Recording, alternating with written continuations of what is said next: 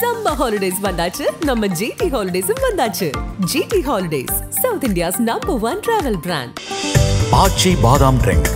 ஆச்சி பாதாம் ட்ரிங்க் ஒன்னு வாங்குனா ஒன்னு ஃப்ரீ.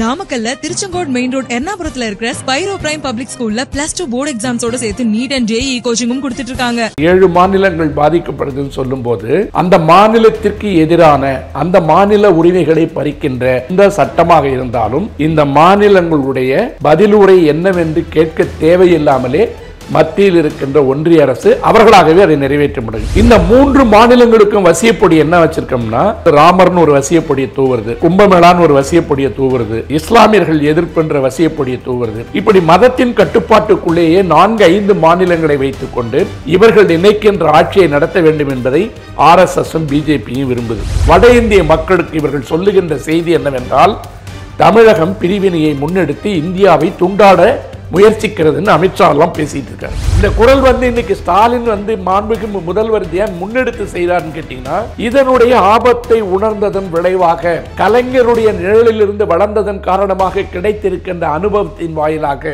இதன் முதல் குரல் கொடுத்தவர் சந்திரபாபு நாயுடு போய் ஒளிந்து கொண்டாலும் கூட, நான் ஒரு வழக்கறிஞனா எனக்கு இன்னைக்கு நீதிமன்றங்கள் மேல இருக்கிற அத்தனை நம்பிக்கைகளும் கொஞ்சம் கொஞ்சமா உடைஞ்சிட்டு, அலகாபாத் நீதிமன்றத்திற்கு மாற்றப்படுவார்னு சொன்ன அடுத்த நிமிஷம் அலகாபாத் வழக்கறிஞர்கள் சங்கம் இருக்கு பாருங்க, this is not a trash box. தொகுதி மறுவரை என்பதை நீதிமன்றத்திற்கு கொண்டு சென்றாலும் கூட என்ன நடக்கின்றதுக்கு உத்தரவாதம் இல்லை.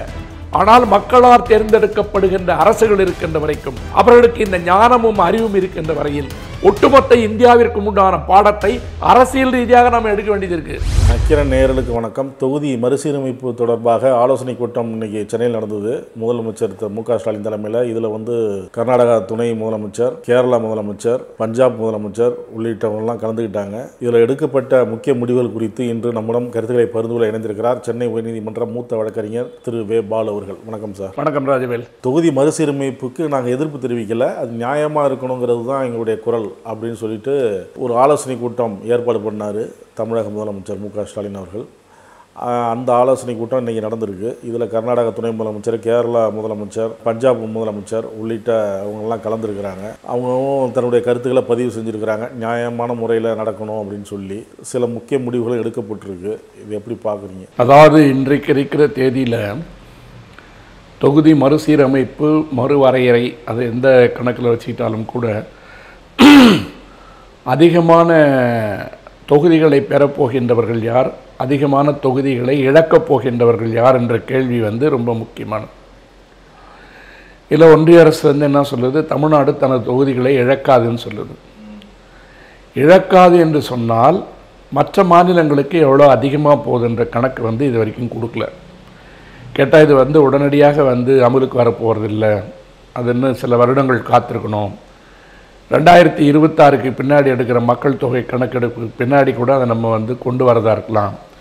இது ஏற்கனவே 2001 எடுத்த மக்கள் தொகை கணக்கினுடைய அடிப்படையில் இது வருது என்று சொல்லுகின்ற பொழுது, இந்த தொகுதி மறுசீரமைப்பை 2-3 முறை ஓய்வு பெற்ற நீதிபதிகள் வச்சு பண்ணியிருக்காங்க. 1950களில் ஓய்வு பெற்ற உச்சநீதிமன்ற நீதியரசர் திரு சந்திரசேகர் ஐயர் தலைமையில் ஒன்று, அதுக்கு பின்னாடி ஓய்வு பெற்ற உச்சநீதிமன்ற நீதிபதி கபூர் தலைமையில் ஒன்று, அதுக்கும் பின்னாடி ஓய்வு பெற்ற உச்சநீதிமன்ற தலைமை நீதிபதி குல்தீப் சிங் தலைமையில் 3 முறை அறிக்கைகளை பெற்று தான் அவங்க பண்ணியிருக்காங்க. இதில் ரொம்ப அடிப்படையான ஒரு விவாதம் என்ன அப்படின்னு கேட்டிங்கன்னா, தமிழ்நாடு போன்ற மாநிலங்கள் பாராளுமன்ற தொகுதிகளை இழப்பதன் மூலமாக சட்டமன்ற தொகுதிகளும் பின்னாடி குறையும். இப்போ அவங்க 800, 900ன்னு பாராளுமன்ற தொகுதிகளை ஏற்றிக்கொண்டு செல்லுகின்ற பொழுது தென் மாநிலங்களுடைய உதவி எந்த விதத்திலும் தேவையில்லாமல் அறுதி பெரும்பான்மையை எட்டுவதற்குண்டான தொகுதிகளை வட இந்தியாவிற்குள் மட்டும் இவங்க இந்த மறுவரை திட்டத்தின் மூலமாக சுருக்கிக்கிறாங்க. அப்போ சுருக்கிக் கொள்வதன் மூலமாக அது என்ன நடக்கும்னு கேட்டிங்கன்னா, ஒரு நாட்டினுடைய ஒரு பகுதியை இந்த ஒரு திட்டம் மட்டுமே துண்டாடுது. இப்போ எவ்வளவு தொகுதி இருக்கு என்ன இருக்குன்றது முக்கியம் இல்லை, ஆனால் அந்த மாநிலத்தில் இருக்கின்ற மக்களுடைய பிரதிநிதித்துவம் தேவையா இல்லையா, அந்த மாநிலத்தினுடைய மக்களுடைய குரலை யார் பேசுவது. இப்போ உதாரணமாக இந்த 4 மாநிலங்கள் பாதிக்கப்படுது அல்லது 7 மாநிலங்கள் பாதிக்கப்படுதுன்னு சொல்லும்போது, அந்த மாநிலத்திற்கு எதிரான அந்த மாநில உரிமைகளை பறிக்கின்ற மொழி உரிமைகளை பறிக்கின்ற, கலாச்சார உரிமைகளை பறிக்கின்ற, பண்பாட்டு உரிமைகளை பறிக்கின்ற எந்த சட்டமாக இருந்தாலும் இந்த மாநிலங்களுடைய பதிலுரை என்னவென்று கேட்க தேவையில்லாமலே மத்தியில் இருக்கின்ற ஒன்றிய அரசு அவர்களாகவே அதை நிறைவேற்ற முடியும். இப்போ புரியுதுங்களா? ஒரு வீட்டில் ஒரு மாமனார் இருக்கார், 4 பசங்க இருக்காங்க, 3 மருமக இருக்காங்க. அந்த மருமகளுடைய குரலை மகன் தான் பேசுவான். அந்த மகனும் பேசக்கூடாது, மருமகளும் பேசக்கூடாது. மாமனார் எடுக்கிற முடிவு தான் ஒரு முக்கியமான முடிவுன்னு சொன்னால், ஒரு மகனுக்கு அதிகமாக கொடுப்பதை இன்னும் 2 மருமகன்களோ மகளோ கேட்க முடியாது, மருமகளோ கேட்க முடியாது. இப்படிப்பட்ட ஒரு நிலைமை ஒரு குடும்பத்தில் இருந்தாவே அந்த குடும்பம் பிரிஞ்சு போயிடும்.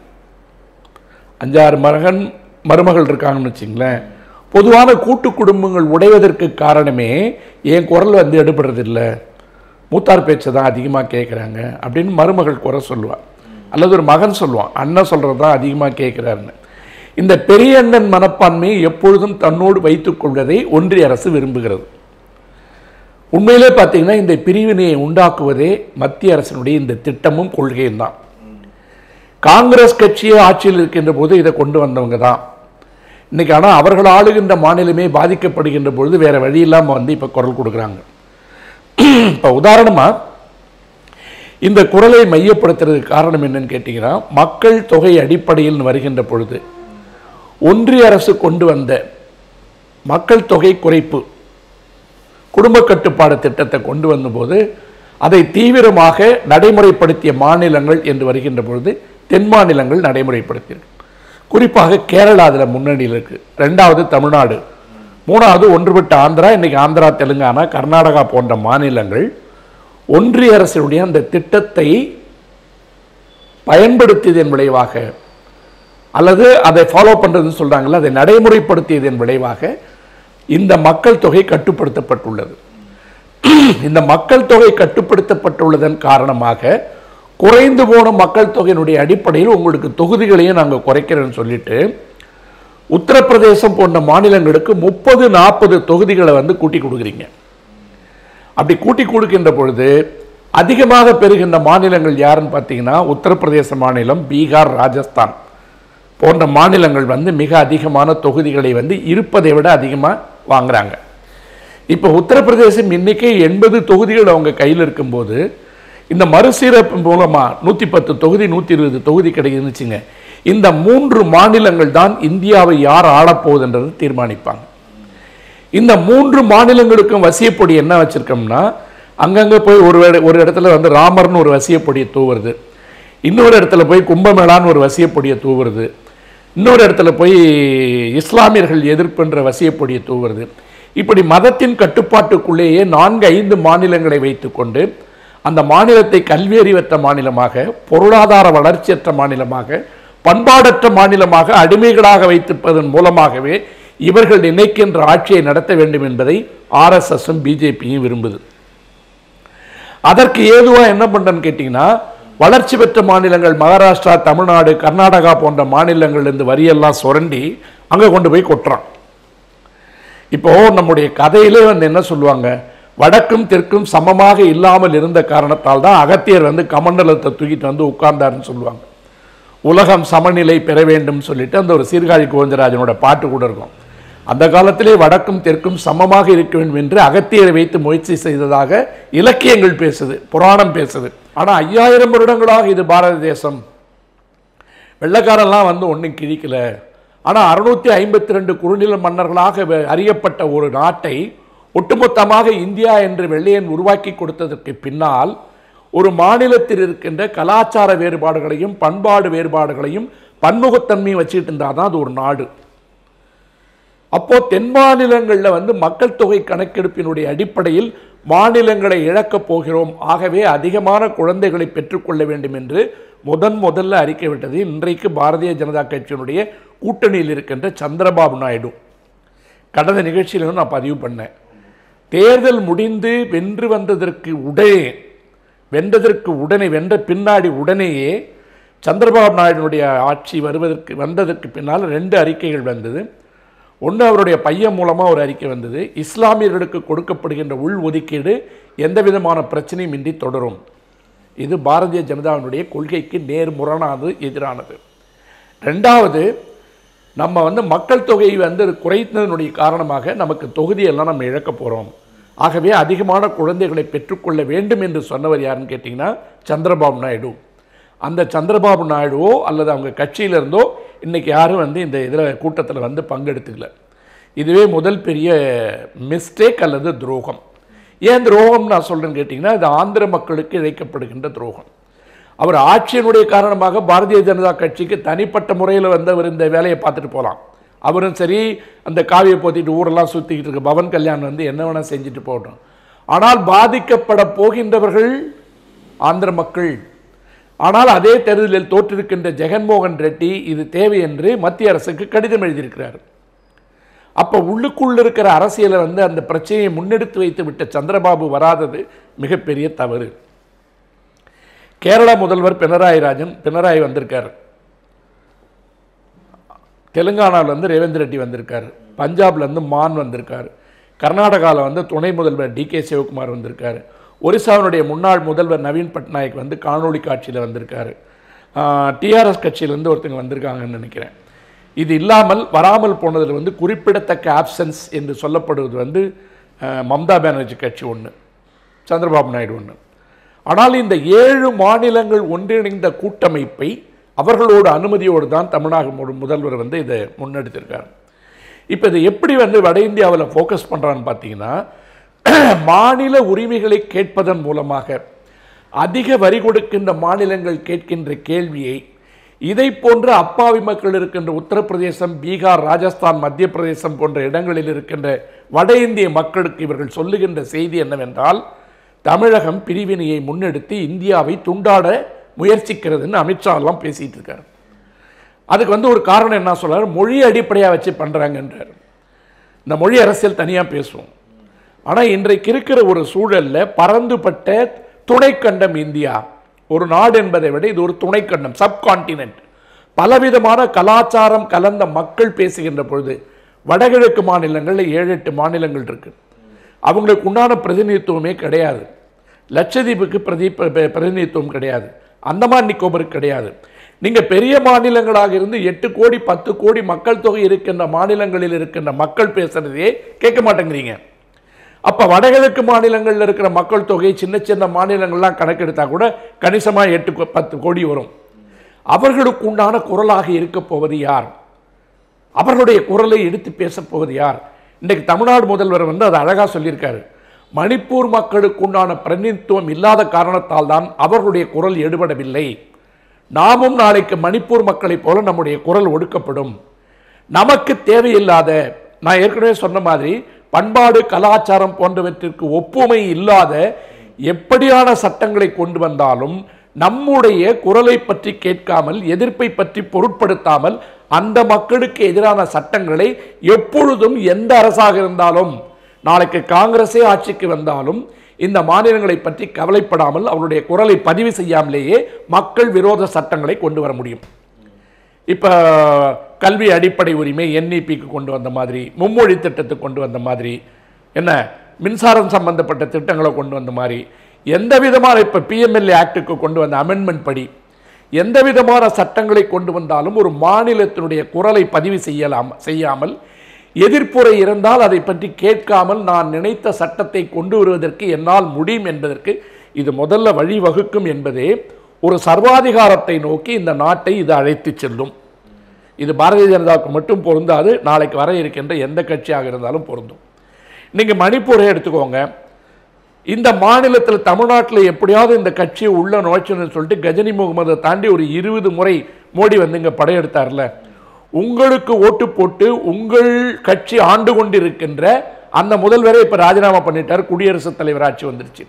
கடந்த 2.5 வருடங்களாக பாரதிய ஜனதா கட்சி ஆட்சி செய்து கொண்டிருக்கின்ற மணிப்பூர் மாநிலத்தை ஆண்டு கொண்டிருக்கின்ற ஆளும் கட்சியை சார்ந்த கட்சியை ஆண்டு கொண்டிருந்தாலும் அந்த பிரதமரால் அந்த மாநிலத்திற்கு போக முடியவில்லை, அல்லது போக துணிவில்லை, அல்லது நுழைவதற்கு தைரியம் இல்லை.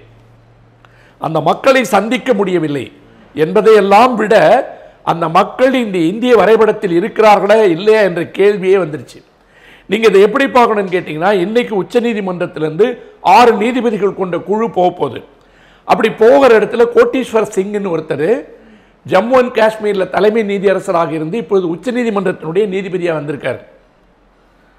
அந்த நீதியரசர் மணிப்பூரை சார்ந்தவராக இருந்தாலும் கூட குக்கி இனத்தவரை சார்ந்தவராக இருக்கின்ற காரணத்தால் மெய்தி இனத்தை சார்ந்த வழக்கறிஞர்கள் அந்த அசோசியேஷன் இருக்கு பாருங்க, அவங்க இந்த ஊருக்கு அவர் வரக்கூடாதுங்கிறான்.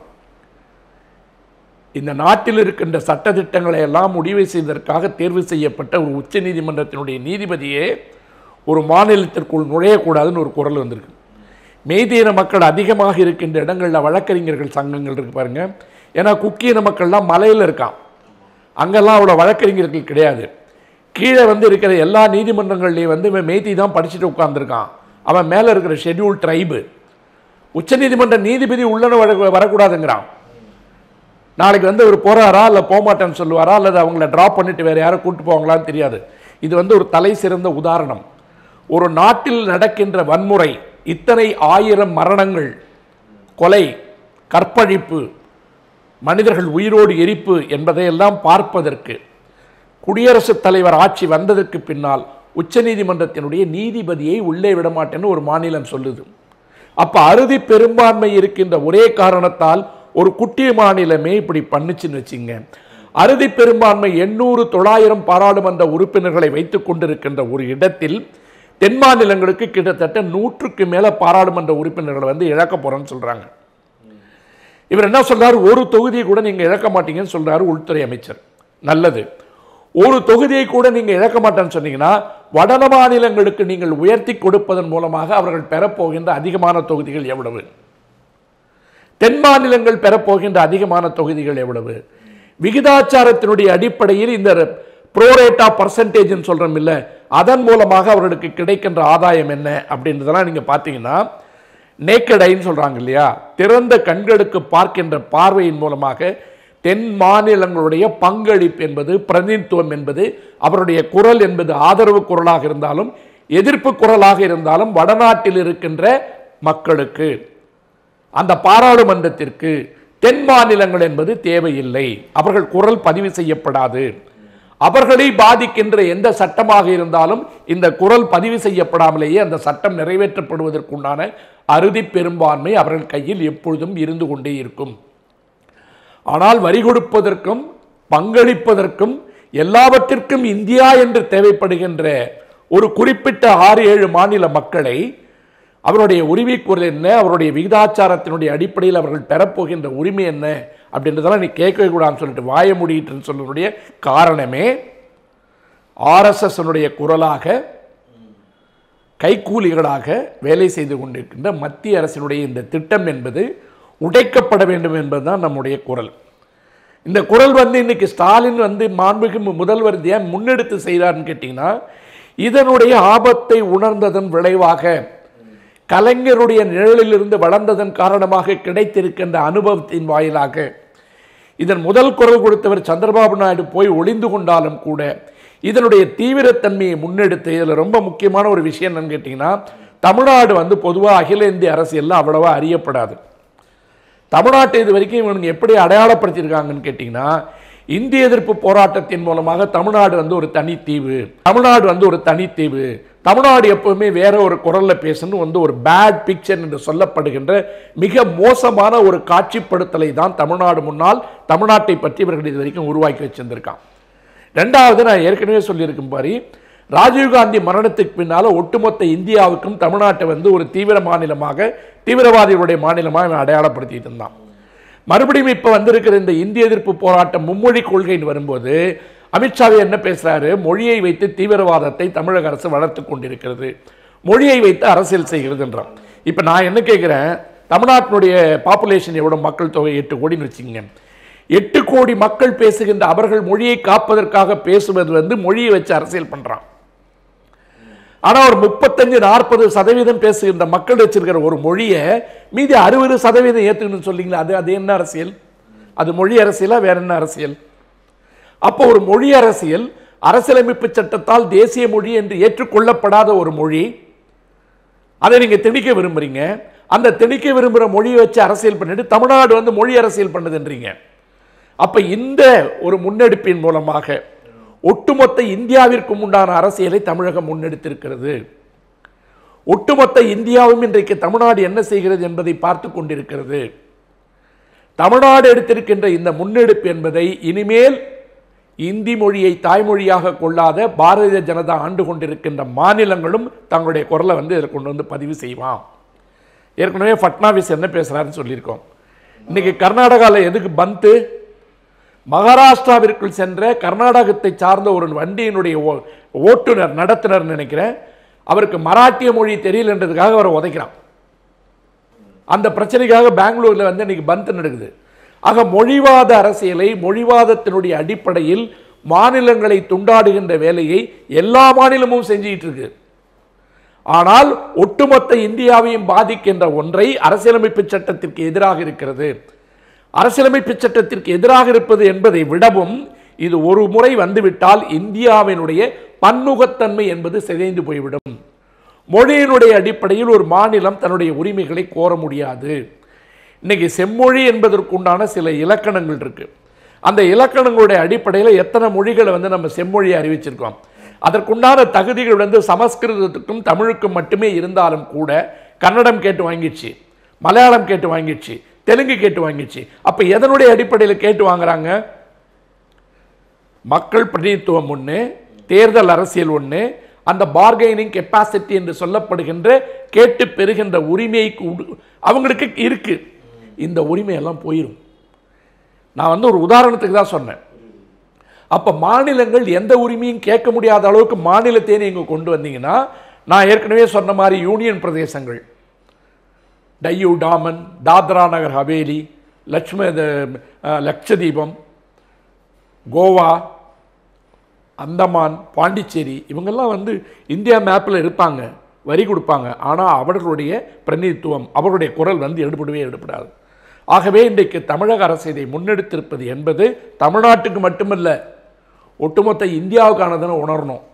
அந்த வகையில் இன்றைக்கு நடத்தியிருக்கின்ற இந்த கூட்டம், அவர்கள் எடுக்கப் போகின்ற அடுத்த முடிவு, இதை நோக்கிய போராட்டம் எல்லாவற்றையும் ஸ்டாலின் அவர்கள் முன்னெடுத்து செய்வது என்பது அரசியல் கடந்து, தேர்தல்கள் கடந்து, இந்த நாட்டினுடைய மக்களுடைய எல்லா மக்களுடைய உரிமைக்காகவும் கலைஞர் வழியில் ஸ்டாலின் போறாருன்றதை நம்ம உணரணும். இந்திய அரசியலமைப்பு சட்டத்திலே இல்லை அப்படின்லாம் சொல்கிறீங்க, நடுவில் பேசும்போது சொல்கிறீங்க. இப்போ அதை மீறி இப்போ ஒன்றிய அரசு அந்த தொகுதி மறுசீரமைப்பு முறையை கொண்டு வருது, அதுக்கான நடவடிக்கை எடுக்குது. அப்படிங்கிறப்ப இப்போ இங்கே குழு அமைச்சாங்கல்ல, இப்போ இன்றைக்கி ஆலோசனை கூட்டம் பண்ணாங்கல்ல, இவங்க சட்ட ரீதியாக போனால் இவங்களுக்கு என்ன பலன் கிடைக்குமா கிடைக்காதா? நீதிமன்றம் இந்த வழக்கு இது அடுத்த குழப்பம் என்னன்னு கேட்டிங்கன்னா, இந்த டீலிமிட்டேஷன் ஆக்ட்லேயே இது இந்த கமிஷன் எடுக்கின்ற முடிவுகளில் நீதிமன்றத்துக்கு போக முடியாது, நீதிமன்றம் தலையிட முடியாதுன்னெலாம் அதில் சில குறிப்புகள் இருக்குது. எது எப்படி இருந்தாலும் ஒட்டுமொத்தமாக மக்களுடைய உரிமைகளும் நலன்களும் பாதிக்கப்படும் போது அந்தந்த மாநில அரசுகள் நீதிமன்றத்துக்கு போகும். நான் ஒரு வழக்கறிஞனா எனக்கு இன்றைக்கி நீதிமன்றங்கள் மேலே இருக்கிற அத்தனை நம்பிக்கைகளும் கொஞ்சம் கொஞ்சமாக உடைஞ்சிக்கிட்டு இருக்கு. மணிப்பூர் பற்றி எரிந்து கொண்டிருப்பதற்கு காரணமே ஒரு நீதிமன்ற தீர்ப்புன்னு நம்ம ஏற்கனவே பேசியிருக்கோம். அதாவது தேர்தல் வாக்குறுதியில் மெய்தியின மக்களை உங்களையும் நாங்கள் பட்டியல் எண்ணத்திற்கு கொண்டு வந்துடுறோம், ஷெட்யூல் ட்ரைபில் அவங்களை கொண்டு வந்துடுறோம், தேர்தல் வாக்குறுதிகள் கொடுத்து 53% இருக்கின்ற மெய்தியின மக்களை அவர்கள் இந்துக்களாக இருந்தாலும் கூட அவங்களையும் எஸ்டி ஆக்குவதன் மூலமாக மேலே மலைவாழ் மக்கள் இருக்கிற எல்லா நிலத்தையும் பிடுங்கிடலான்றதுக்கு தான் அந்த தேர்தல் வாக்குறுதியை கொடுத்தான். தேர்தல் வாக்குறுதியை கொடுத்தது மட்டும் இல்லாமல் ஒரு வழக்கை போட்டு அந்த தீர்ப்பு வந்ததுக்கு பின்னாடி தான் மணிப்பூர் பத்தி எரிய ஆரம்பிச்சது. அமித்ஷாவே என்ன சொன்னார், இதற்கெல்லாம் காரணம் உயர்நீதிமன்றம் கொடுத்த ஒரு தீர்ப்புன்னு நீதிபதியை போட்டு காமிச்சிட்டு ஒதுங்கிட்டார். இன்றைக்கி டெல்லி உயர்நீதிமன்றத்தினுடைய ஒரு செய்தி ஒட்டுமொத்த இந்தியாவிலையும் எதிரொலிச்சிட்டு இருக்கு. டெல்லி உயர்நீதிமன்றத்தில் இருக்கின்ற ஒரு நீதிபதி ஊரில் இல்லை, அவர் வீட்டில் தீ விபத்து. தீ விபத்தை அணைக்க சென்ற தீ அணைப்பு வீரர்கள் தீயை அணைத்து கொண்டிருந்த பொழுது ஒரு அறையில் கட்டுக்கட்டாக பணம் இருந்ததுன்னு ஒரு செய்தி வருது. அது 100 கோடின்னு வருது. வந்த உடனே உச்சநீதிமன்றம் நேற்று என்ன அறிக்கை சொல்கிறாங்கன்னு கேட்டிங்கன்னா, கொலீஜியத்தினுடைய பரிந்துரையினுடைய அடிப்படையில் நீதிபதிகளுடைய குழு சேர்ந்து முடிவு செய்தனுடைய அடிப்படையில் அவர் மீண்டும் அலகாபாத் நீதிமன்றத்திற்கு மாற்றப்படுவார்னு சொல்லிட்டாங்க. புரியுதுங்களா? அலகாபாத் நீதிமன்றத்திற்கு மாற்றப்படுவார்னு சொன்ன அடுத்த நிமிஷம் அலகாபாத் வழக்கறிஞர்கள் சங்கம் இருக்கு பாருங்க, this is not a trash box, you cannot transfer ஹியர்ங்கிறான். என்ன சொல்றான்? அலகாபாத் உயர்நீதிமன்றம் என்பது குப்பை தொட்டி கிடையாது, நீங்க நினைச்சவங்களாம் அங்கே கொண்டு வர முடியாதுன்னு வழக்கறிஞர் சங்கம் வந்து எதிர்க்குது. எதிர்த்ததோடு இல்லை, இன்னைக்கு அப்படியே பின்வாங்குது உச்ச நீதிமன்றம். நாங்கள் அப்படி சொல்லலை, இன்னும் முடிவெடுக்கலன்றாங்க, நாங்கள் இதை பற்றி விசாரிக்கலன்றாங்க, நாங்கள் விசாரிக்கணுன்றாங்க. அப்ப எதனுடைய அடிப்படையில் நேற்று சொன்னீங்க? நான் வந்து எதையும் நேர்மைப்படுத்தவோ நியாயப்படுத்தவோ விரும்பவில்லை. ஒட்டுமொத்தமாக 140 கோடி மக்களுக்கு உலகம் பூரா இந்த செய்தி போயிடுச்சு. இவ்வளோ பணம் இருந்தது, இவ்வளோ பணம் எரிஞ்சு போச்சுன்னு.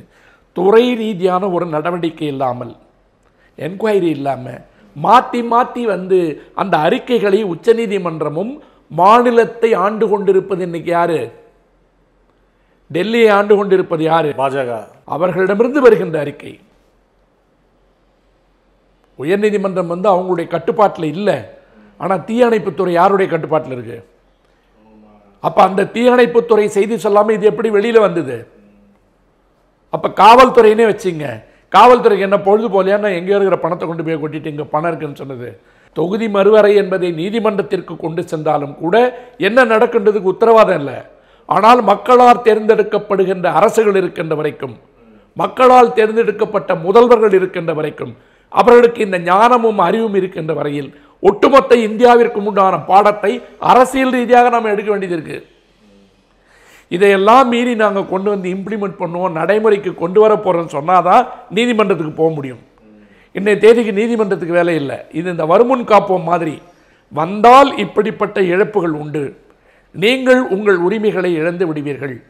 மொழி பண்பாடு சார்ந்த உங்கள் குரல் இனிமேல் எடுபடாது. கீழடிக்கின் பணம் கேட்டீங்கன்னா மேலடி தான் விழும்,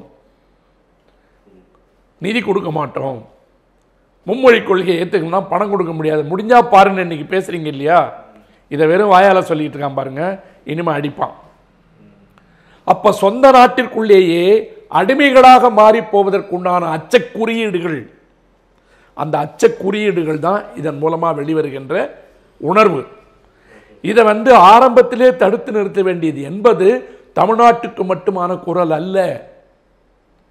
நாளைக்கு குஜராத்துக்கும் அது பொருந்தும், சத்தீஸ்கருக்கு பொருந்தும், உத்தரகாண்டுக்கு பொருந்தும், தெலுங்கானாவுக்கு பொருந்தும், இந்தியை தாழ்மொழியாக கொண்டிருக்காத எல்லா மாநிலங்களுக்கும் பொருந்தும். அல்லது அரசு கொண்டு வந்திருக்கிற எந்த திட்டத்திற்கு நாங்கள் அடிபணிய மாட்டோம் சொல்லிட்டு இப்ப இஸ்லாமியர்களை வந்து நீங்க என்ன சொல்லி சொல்லி வெறுப்ப உணர்த்தீங்க? அவன் குடும்ப கட்டுப்பாடு திட்டத்துக்கு கீழே வரவே மாட்டான், 4 குழந்தை பெற்றுப்பான், 5 குழந்தை பெற்றுப்பான், இன்னும் 50 வருஷத்துல இந்தியா இஸ்லாமிய நாடாயிரும் சொல்லி தானே ஜெய் ஸ்ரீராம் கொண்டு வந்தீங்க. இந்த ஜெய் ஸ்ரீராம் வச்சு தானே ஒட்டுமொத்த இந்தியாவை ஏமாற்றி ஆட்சியை பிடிச்சிருக்கீங்க. அப்ப நீங்களே அந்த வேலையை பண்ணா எப்படி? தமிழ்நாட்டில் இருப்பவன் ஒரு சட்டத்தை பின்பற்றி அவன் கம்மியாக குழந்தை பெற்றுக்கிட்டதால அவனுக்கு தண்டனையா? உத்தரப்பிரதேசத்தில் வேற வேலையே இல்லை அப்படின்னு வந்து அவன் ஏதாவது பண்ணான்னா அவனுக்கு எல்லாம் பாதுகாப்பான். அதுக்கு அரசியலமைப்பு சட்டம் எப்படி துணை புரியும்? ஆகவே நாம் வைக்கின்ற வேண்டுகோள் என்பது, இந்தியா என்பது ஒரு நாடாக இருக்க வேண்டும் என்றால் விகிதாச்சாரத்தினுடைய பிரதிநிதித்துவனுடைய அடிப்படையில் எல்லா மாநில மக்களுக்கும் உண்டான உரிமையை, மரியாதையை அந்தந்த விகிதாச்சாரத்திற்கு ஏற்றவாறு கொடுத்தாதான் அது வந்து ஒரு நாடு.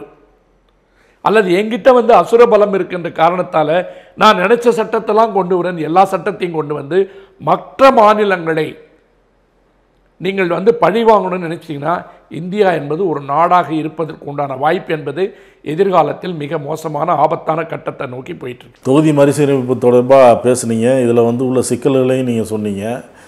ஏன் அவங்க வந்து இதை கொண்டு வராங்க, ஏன் விடாமுயற்சியாக அதை தொடர்ந்து அந்த முயற்சியில் இருக்கிறாங்க அப்படிங்கிறதையும், இங்கே இவங்க ஆலோசனை கூட்டம் நடத்தியிருக்கிறாங்க, ஒரு முதல் முயற்சி எடுக்கிறாங்க, அது வெற்றிகரமாக போகட்டும், அதே நேரத்தில் நீதிமன்றத்துக்கு போனால் என்ன சிக்கல் இருக்குங்கிறதையும் சுட்டி காமிச்சிங்க. என்ன செய்கிறாங்கன்னு பொறுத்திருந்து பார்ப்போம். கருத்துக்களை பகிர்ந்து கொண்டதுக்கு நன்றி. வணக்கம். வாழ்க தமிழ்நாடு. நக்கீரன் டிவிக்கு சப்ஸ்கிரைப் செய்யுங்கள். உங்கள் ஆதரவே எங்கள் பலம். ஆசிரியர்களுக்கு நண்பனாகவும் மாணவர்களுக்கு ஆசானாகவும் திகழும் தேர்வு வழிகாட்டி. ஒவ்வொரு பாடத்திற்கும் அனுபவமிக்க ஆசிரியர்களின் துல்லியமான தெளிவான விடைகள். CNC இருக்கு, தேர்வு பயம் எதற்கு? இது தீரன் பப்ளிஷிங் ஹவுஸ் விற்பனை வெளியீடு.